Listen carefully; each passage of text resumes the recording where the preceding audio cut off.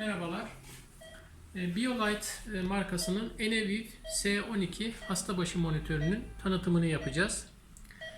Cihazımız dokunmatik ekrana sahip. Cihazımızın modül girişleri yan tarafında.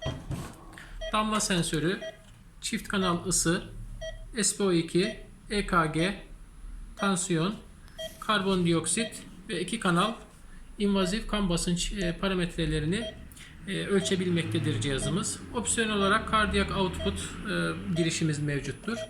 Cihazımızın arka tarafında şu şekilde bir boşluğu vardır. Bu boşluğa aynı zamanda sepet olarak da kullanılabilmekte. Böylece aksesuarları buraya koyabilmektesiniz. Cihazımızın 220 volt giriş kısmı. Ayrıca Ethernet ve diğer bağlantılar için bu kısmın kapağı açılarak içeride USB ve Ethernet bağlantıları gözükmektedir. Cihazımızın açma kapatma tuşu yan tarafından, bu kısımdan açıp kapatılmaktadır. Cihazımızın dahili bataryası mevcuttur. Yaklaşık 1,5-2 saat süreyle sistemi destekleyebilmektedir. Cihazımız şu anda demo modunda çalışmakta. EKG, invazif kan basıncı, solunum, daha doğrusu saturasyon grafiği, solunum, karbondioksit ve diğer parametrelerin numeriksel değerleri burada gözükmekte. Cihazımızda dokunmatik tuşlarla istediğimiz menülere girip çıkıyoruz. Bunlardan ilki alarmı sıfırla, yani alarm durumu olduğunda resetlemek için, tüm alarmları tamamen ortadan kaldırmak için kullandığımız tuş. Alarm durumunda 2 dakika süreyle alarm durdurma tuşumuz. Gözden geçirme trendleri göstermektedir. Hem tablo hem grafik olarak geriye dönük olarak yaptığı tüm ölçümleri izleyebilmektesiniz. Ekran kurulumu. Buradan şu anda çalıştığımız ekran normal ekran. Büyük fontlu ekrana geçtiğim zaman nümerik değerleri daha büyük göstermektedir. Yine dinamik trend, diğer yatak görünüm, oksikardiyoresporogram özelliği vardır. Erken uyarı sistemi ekranı da yine buradan seçilebilmektedir. Bu cihazın bir üstün özelliği, diğer yatak görünümü seçtiğiniz zaman merkezi sisteme bağlı aynı marka model cihazlarda mesela bu bizim 1 nolu yataktaki cihazımız olsun. Biz 2 nolu yatağa burayı çağırabilmekteyiz.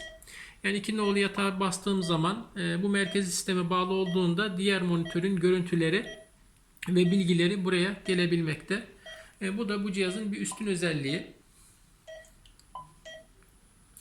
Diğer Oxycardio program ve erken uyarı sistemi de ekran seçeneği olarak bulunmaktadır.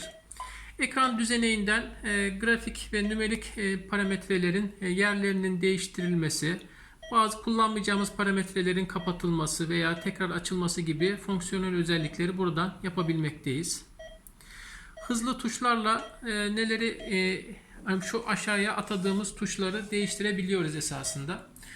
Bunları tamamen kendimize istediğimiz oranda dizayn edebiliriz. Parametre anahtarlarından az önce bahsettiğim üzere mesela işte ben invazif kan basıncını kapatmak istiyorum. Kapattığım zaman buradan cihazımız bakın ekrandan invazifi kaldırdı. İnvazifi kullanmayacağım zaman invazifi yapabiliyorum. Ekrandan kaldırabiliyorum. Yine parametre anahtar kısmından invazifleri açtığım zaman da tekrar invazif kan basınçları bakın tekrar geri gelmiş oldu. Alarm kurulum kısmından cihazımızın ölçüm yaptığı tüm parametrelerin yüksek ve düşük alarm limitlerini ayarlayabiliyorum. Ayarlamak için örnek olarak bastım 120'ye. Ben bunu işte 125 yapmak istiyorum. 125'e gelip tıkladığım zaman alarm limitini otomatikman cihaz ayarlıyor. Şu an EKG ile alakalı alarm limitini ayarlıyor. SpO2'yi, solunum sayısı, karbondioksit, ısı, tansiyon, invazif basınçlar ve cardiac output için de az önceki yaptığım tüm ayarlamaları teker teker yapabilirsiniz. Cihazımızda ST ve aritmi ölçüm özellikleri mevcuttur. EKG'nin bu özellikleri. Buradan da ST ve aritmi ile alakalı alarm limitlerini ve değerlerini girebilmektesiniz. Yine alarm sesinin açılıp kapatılması, yüksek alarm sesi, hatırlatma sesi, apne ve diğer özellikleri de yine buradan ayarlayabilmektesiniz. Hasta yönetimi. Hasta yönetiminden işte hastanın yetişkin, pediatrik, infant gibi seçeneklerini buradan belirleyebiliyorsunuz. Yine oda numarası, işte ziyaret numarası gibi diğer belirtilen alanları da isteğe üzere doldurabilirsiniz. Tansiyonu başlatma ve durdurma bu tuşla yapılmaktadır. Devam ediyorum. NIBP ölçüm geriye dönük olarak daha doğrusu belli aralıklarla işte 3 saatte, 30 dakikada, 5 dakikada, 1 dakikada, 3 dakika gibi değerleri girdiğiniz zaman örnek olarak 1 dakika girdiniz. Tansiyonu bir kere başlatıyorsunuz ve her 1 dakikada cihaz otomatik olarak ölçümü alıyor. Bunu buradan seçebiliyorsunuz.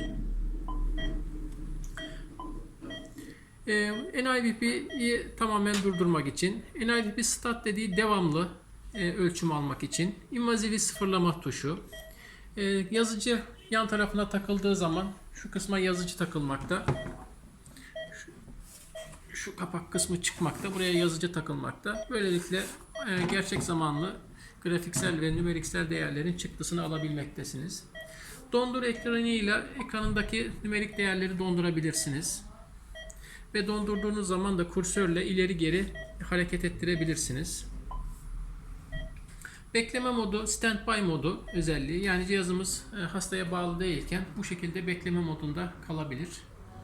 Devam etmek istiyorsak monitorizasyona devam veya hastayı taburcu ettiysek, yeni bir hastayla devam edeceksek o zaman da taburcu hasta seçeneğini kullanıyoruz. Sesini açıp kapatabiliyoruz. İlaç doz hesaplama menüsü var. Buradan ilaç ismi ve diğer parametre değerlerini girdiğimiz zaman otomatikman hesaplamaları yapabilmektedir.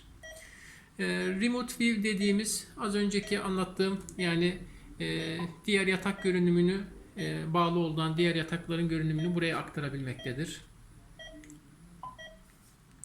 Gece modu özelliği. Gece modu özelliği ile yani gece çalışırken hastayı rahatsız etmemesi için arka fon ışığını, işte sesini vesairesini biraz daha azaltabilmektedir. Bu özelliği kullanabilirsiniz. Kardiyak output ölçüm özelliği de yine cihaza eklenen diğer bir özellik. Ana ekrana girdiğimiz zaman buradaki kısa yol olarak atanan tuşların daha detaylı ve geniş açıklamaları kısmı var. İşte ekran seçimi, ondan sonra parametrelerin açılıp kapatılması, konfigürasyonların tekrar aktarılması. Şöyle ilerletiyorum. İşte ilaç doz hesaplama menüsünün bulunması, sistem versiyon bilgi zaman ile alakalı yerler. Şöyle baktığımız zaman bu parametreleri de yine buradan açıp kapatabiliyorsunuz. Cihazımızın açma kapatma tuşunu yan tarafından gösterdik. Parametrelerin ölçüm özelliklerini EKG, invaziv, saturasyon, perfüzyon indeks özelliği var. Saturasyondan ölçüm yapılan o özelliği göstermektedir. Saturasyondaki nabız değerimiz, tansiyonun yine değerleri, invazivin değerlerini bu şekilde gösterebilmektedir. Fonksiyonel bir yoğun bakım monitörüdür. Anlatacaklarımız bunlarla. Teşekkür ederiz.